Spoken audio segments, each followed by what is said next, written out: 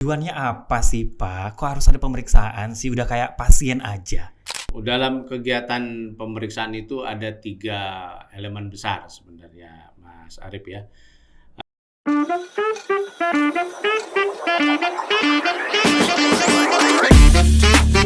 Assalamualaikum warahmatullahi wabarakatuh. Hai kawan pajak, selamat datang kembali di Rujak Madya, Rumpi Pajak Madya Pekanbaru.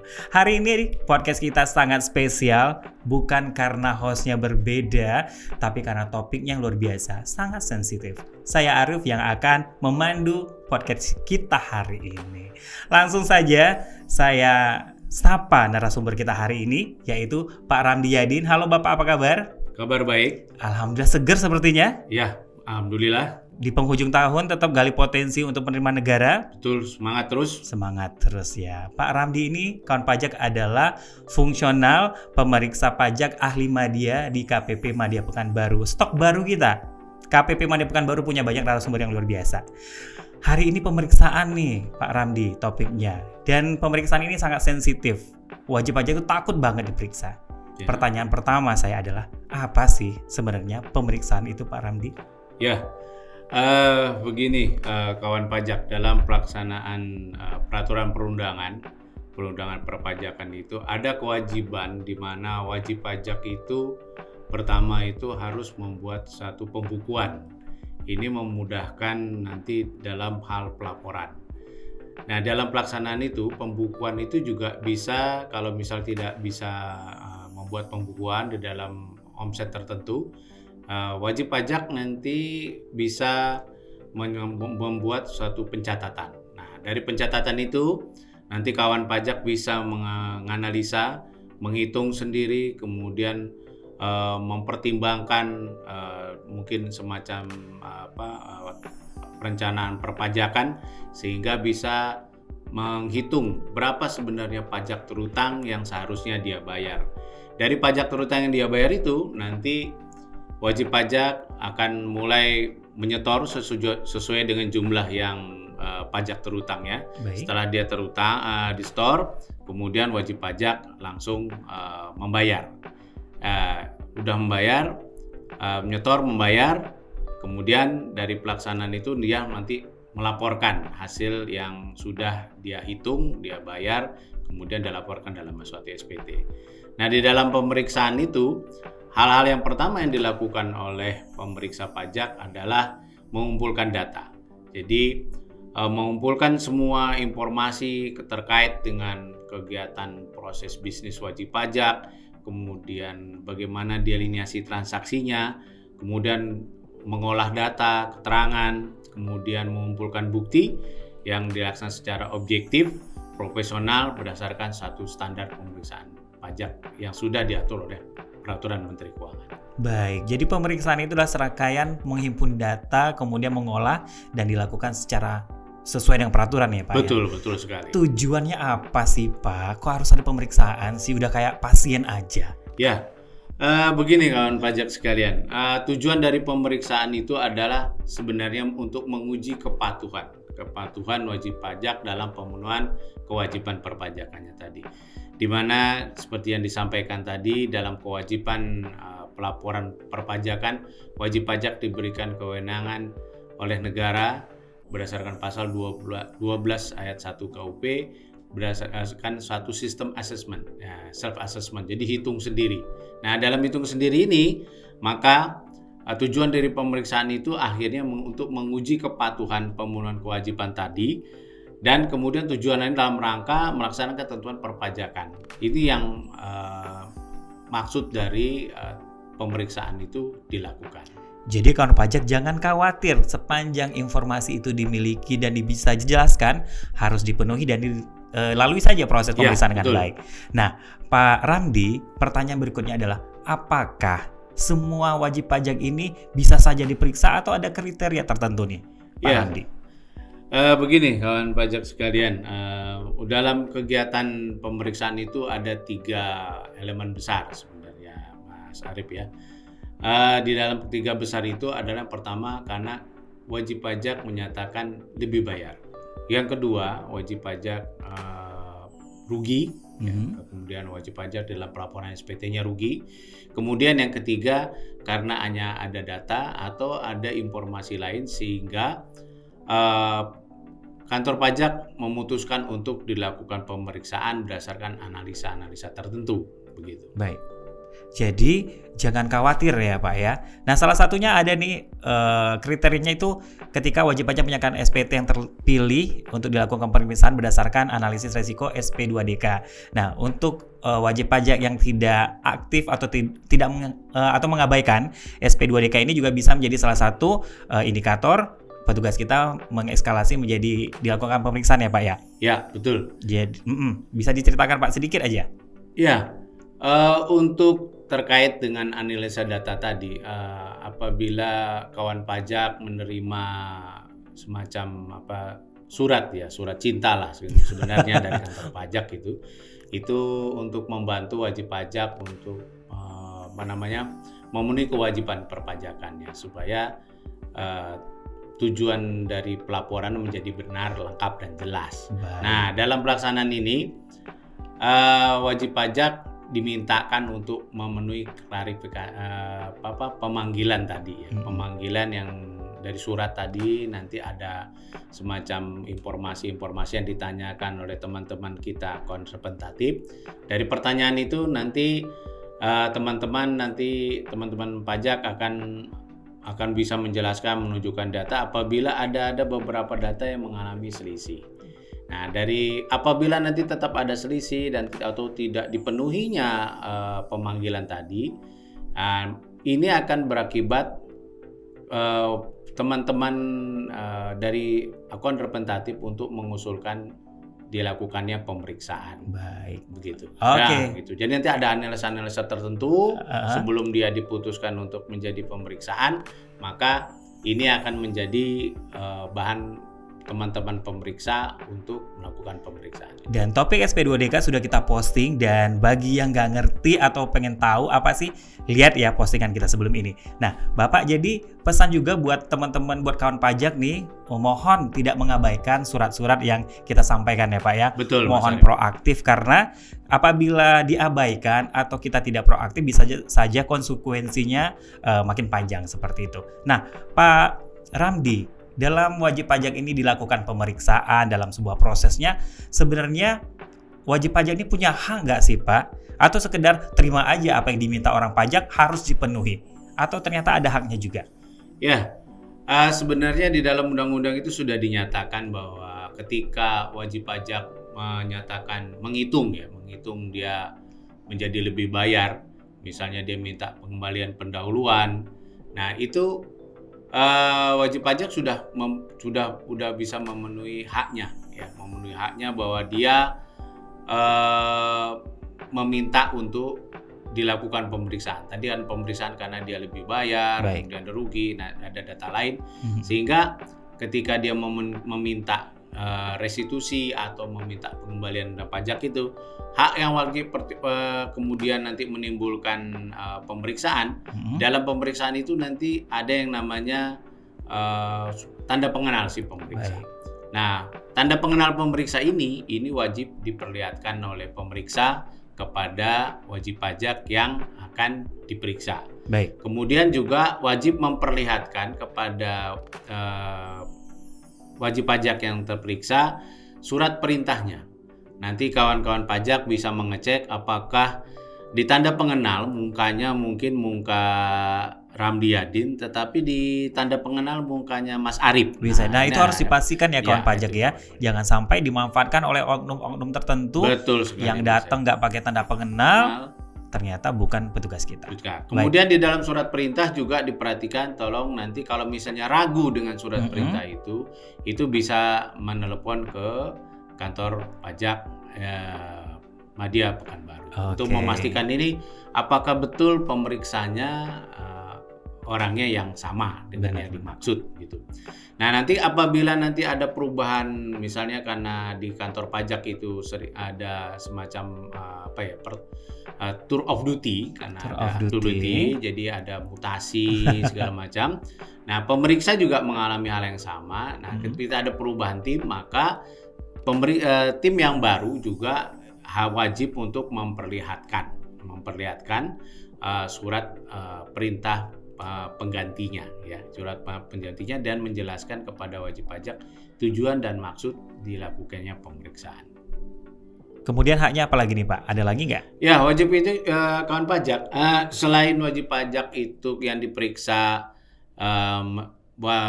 berhak untuk meminta kepada pemeriksa untuk memperlihatkan tadi tanda pengenal, surat perintah. Ya. Kemudian kawan pajak juga yang diperiksa nih itu juga dapat meminta yang namanya surat pemberitahuan pemeriksaannya. Jadi baik itu surat pemeriksaan lapangan maupun kantor. Jadi diminta. Baik. Jadi tadi kalau surat perintahnya itu diperlihatkan dengan tanda pengenal, sementara kalau surat pemberitahuan pemeriksaannya itu bisa diminta. Bisa diminta, mana tahu petugas kita nih kawan pajak lupa menginformasikan, kawan pajak bisa minta untuk diperlihatkan ya. Ya. Kemudian juga wajib pajak di dalam pelaksanaan pemeriksaan itu berhak untuk meminta penjelasan tentang alasan dan tujuan pemeriksaan. Oh, baik. Jadi di dalam prosesnya pemeriksaan itu selain adanya menyampaikan surat pemberitahuan, kemudian nanti ada surat pemanggilan BOD atau mungkin kuasa yang dikuasakan. Baik. Kemudian nanti ada proses peminjaman dokumen, kemudian nanti ada penelitian dokumen. Nah, proses-proses ini itu yang perlu harus kawan pajak pahami, bahwa proses-proses ini juga ada jangka waktunya.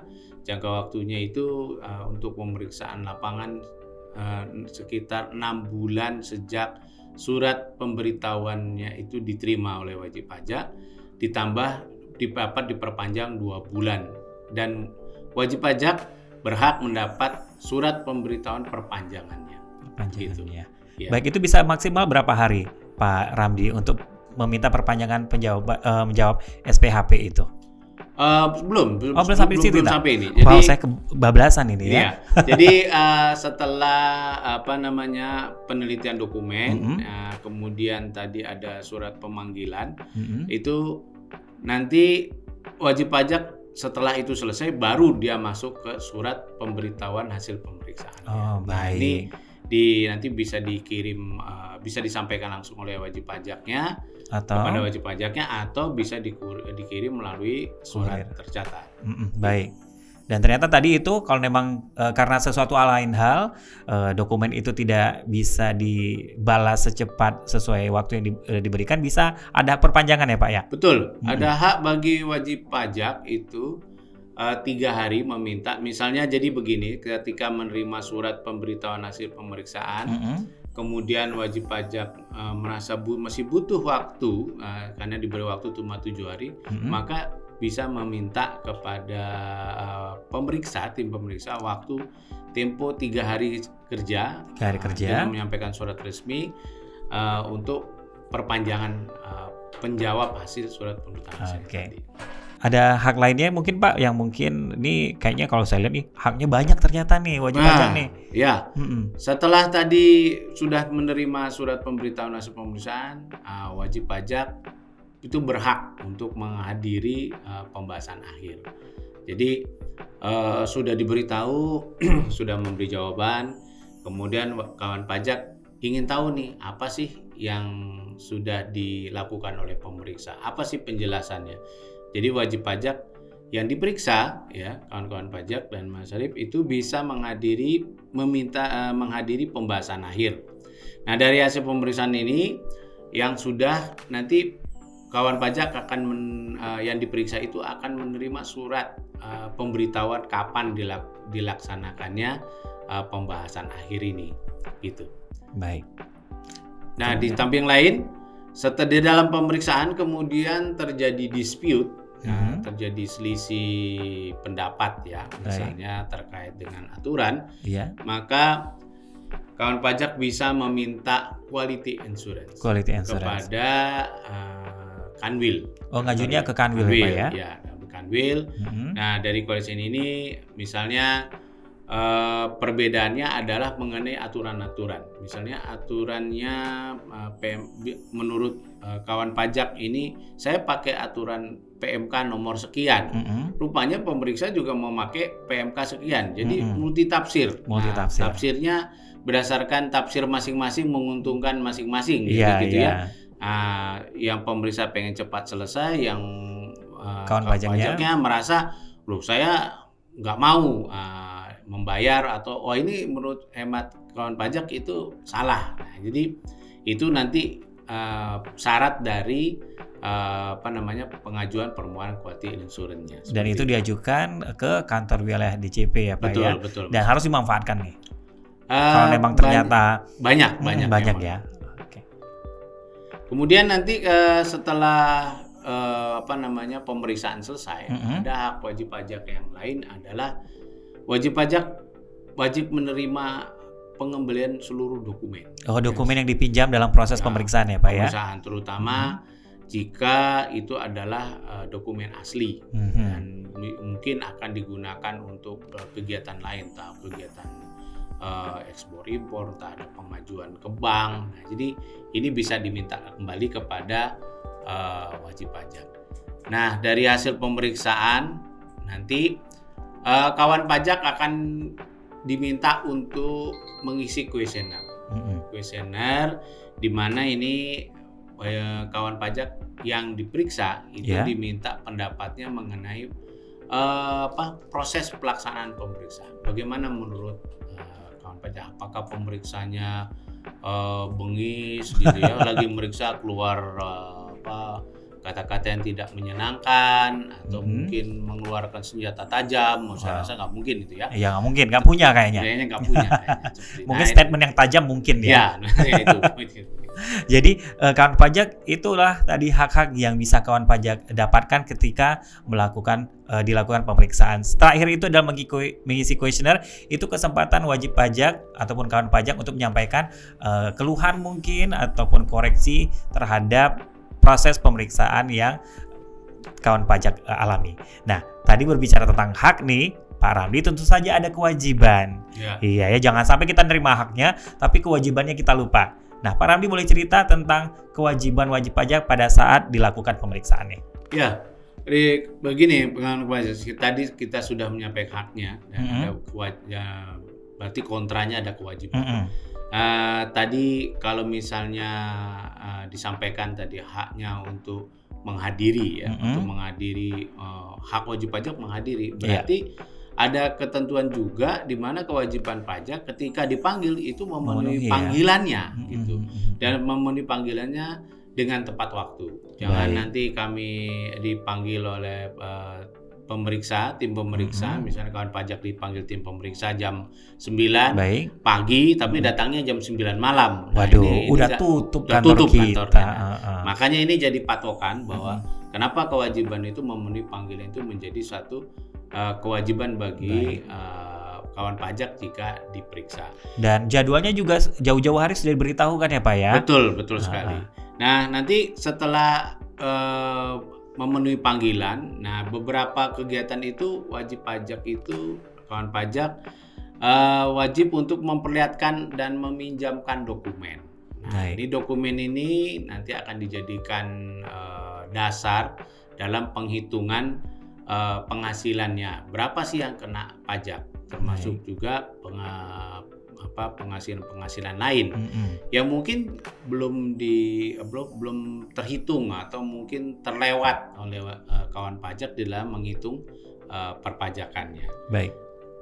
Nah, kemudian karena tadi sudah meminjamkan, kemudian tim pemeriksa juga akan mengakses. Nah, ini ketika dia mengakses, mengunduh data, misalnya data-data elektronik. Nah, ini adalah kewajiban dari kawan pajak yang diperiksa untuk memberikan akses tersebut. Jadi jangan dihalang-halangi, karena kalau dihalang-halangi nanti ini akan berakibat kepada penghitungan tadi. Berapa sih dasar penghitungannya yang seharusnya dalam memenuhi kewajiban perpajakan. Nah, kemudian karena tadi mengakses, otomatis tim pemeriksanya Anda tadi harus memasuki ruangan dulu dong. Masukin ruangan, memeriksa ruangan. Nah ini juga kawan pajak diminta untuk memberikan kesempatan. Jadi kesempatan kepada tim pemeriksa untuk mengakses tempat penyimpanan dokumen yang mungkin jadi tempat khusus, ya kan. Kalau misalnya kertasnya atau dokumen takut rusak suatu tempat, nah kawan pajak yang diperiksa memperkenankan untuk tim pemeriksa untuk mengakses tempat kemudian. Dan juga di dalam hal nanti memberi bantuan, dimintakan kepada kawan pajak nih Mas Arif guna membantu kelancaran pemeriksaan. Contohnya yang saya bilang tadi, mengakses data, kemudian misalnya tim pemeriksa ingin melihat mana sih dokumen yang dibeli atau komputer yang baru dibeli atau yang digunakan. Nah, kawan pajak diminta untuk memberikan akses tersebut. Jadi membantu misalnya membukakan. Misalnya TV-nya ada kraynya, buka tutup. Zaman dulu kan bisa dibuka tutup, kalau zaman sekarang enggak ya.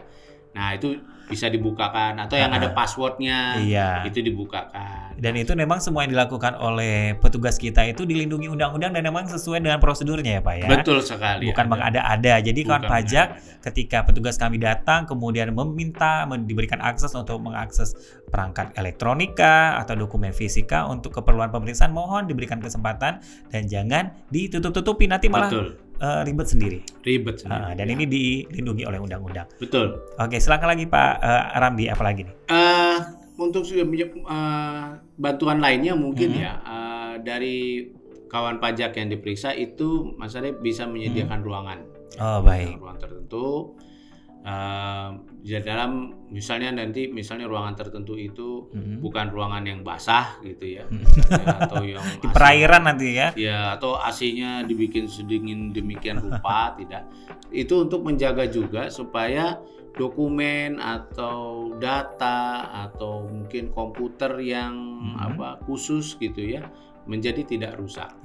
Nah, jadi tidak perlu dibawa-bawa ke kantor pajak jika memang itu tidak perlu menurut tim pemeriksa. Bisa disediakan ruangan khusus. Nah, di ruangan itu nanti tim pemeriksa akan mengakses data, mengunduh data, membuka dokumen dan juga mungkin melihat barang-barang atau yang menurut tim pemeriksa perlu dilihat. Dan itu sangat lumrah ya Pak. Kayak kita teman-teman kawan pajak datang ke kantor kita ketika diskusi, kemudian ketika dipanggil itu juga kita menyediakan ruangan yang khusus yang senyaman mungkin sehingga proses ini berjalan dengan baik. Ketika petugas kami pun datang kawan pajak, mohon juga diperlakukan seperti itu ya. Sehingga prosesnya bisa berjalan baik, dokumen yang kami pinjam pun juga jadi aman. Jadi tidak ada lagi nanti tuduh-menuduh ini tadi dokumennya kayaknya kececer kemana, kan hanya di dalam satu tempat itu. Benar, bisa. Nah itu dalam kegiatan membantunya. Nah, ada satu lagi yang menjadi sangat penting bagi tim pemeriksa adalah bagaimana apabila wajib pajak, kawan pajak itu laporan keuangannya itu diaudit oleh akuntan publik, maka kawan pajak diwajibkan untuk meminjamkan kertas kerjanya. Jadi nanti tim pemeriksa bisa mencocokkan apakah data-data itu sudah sesuai atau belum sebagaimana transaksi yang sebenarnya. Gitu. Nah, kalau nanti udah nerima SPHP, surat pemberitahuan pemeriksaan, maka ada kewajiban dari kawan pajak itu untuk menanggapi secara tertulis. Ini Mas Arif, yang penting itu ditanggapi secara tertulis. Jadi jangan dibacakan di depan halaman kantor pajak maksudnya gitu ya. Selain buang-buang waktu, ternyata itu tidak official, tidak resmi gitu tidak formal ya. Jadi, menjawab surat pemberitahuan itu ada kewajiban dijawab dalam jangka waktu 7 hari kerja. 7 hari kerja. 7 hari kerja, seperti itu. Ini yang tadi ada fasilitas kalau memang dalam 7 hari kerja masih tidak dapat diberikan tanggapan, bisa nambah 3 hari tadi ya Pak ya? Ya, itu menjadi hak wajib pajak untuk meminta, misalnya dalam jangka waktu 7 hari tidak masih kurang gitu ya. Menurut wajib pajak, oh ini dokumen ini di mana letaknya ya kemarin, nanti dicari-cari, butuh waktu, bisa mengajukan permohonan untuk mendapatkan perpanjangan 3 hari, maksimal 3 hari tadi. Oke. Nah, mungkin salah satu lagi yang perlu adalah nanti ketika memberikan, setelah dijawab, kemudian nanti ada semacam closing ya, ada pembahasan ini, maka wajib pajak diwakili oleh BOD, Board of Director tadi, atau kepada kuasanya itu memberi keterangan secara lisan dan tertulis jika diperlukan. Jadi nanti ada pengambilan berita acara keterangan ya, semacam itu, dan ini wajib disampaikan secara benar, lengkap dan jelas, gitu. Baik, terima kasih Pak Ramdi. Ya, semoga informasi ini bisa dipahami dengan baik. Pemeriksaan itu bisa serem, bisa enggak, tergantung wajib pajaknya. Sepanjang punya data yang bisa diinformasikan dengan baik dan jelas, you don't have to be worry. Ini hanya business as usual. Kalau ada indikator, dilakukan pemeriksaan. Dan jangan khawatir, semua proses ini berdasarkan prosedur yang jelas. Kemudian kawan pajak juga punya hak dan juga punya kewajiban. Sepanjang itu dipenuhi dengan baik, saya rasa pemeriksaan ini bisa dilakukan juga dengan baik. Betul. Oke. Tetap ikuti podcast kami yang selanjutnya dengan topik yang lain lagi. Terima kasih Pak Ramdi. Mungkin ada closing statement mungkin untuk podcast kita hari ini? Ya, pesan saya kepada kawan-kawan pajak, jangan takut dalam menghadapi pemeriksaan sepanjang semuanya tercatat secara benar, lengkap dan jelas. Baik, terima kasih. Kawan pajak, terima kasih atas waktunya. Tetap pantengin terus channel kami dan follow dan subscribe ya, dan like juga postingan kami. Dan apabila kawan pajak pengen KPP Madya Pekanbaru membahas topik tertentu yang kawan pajak ingin ketahui, silahkan komen juga boleh, hubungi kami juga boleh. Saya Arif dan Pak Ramdi undur diri. Terima kasih. Salam sehat. Assalamualaikum warahmatullahi wabarakatuh. Baik.